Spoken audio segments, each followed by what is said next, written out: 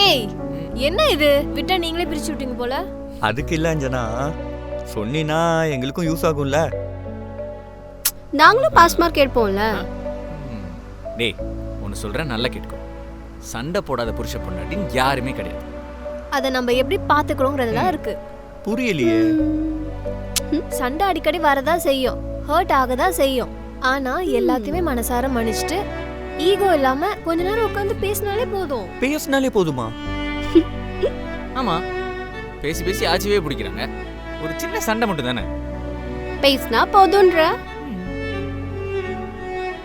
அதுவும் நாங்க சண்டை போட்டா சும்மா பிரிஞ்சு ஓரமாலாம் இருக்க மாட்டோம். கட்டி பிடிச்சு மனசுல இருக்கத ஓப்பனா பேசிடுவோம்.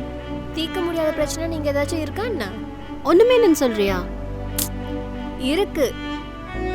அது எப்படி இல்லாம இருக்கும்? பொசசிவ்னஸ்.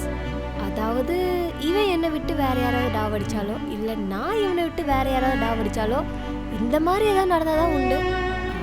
நான் அப்படி கிடையாது. இருந்தாலும் இவனுக்கும் என்னை விட்டா வேற யாரையும் பிடிக்க வைக்கல. ஸோ ப்ராப்ளம் இல்லை.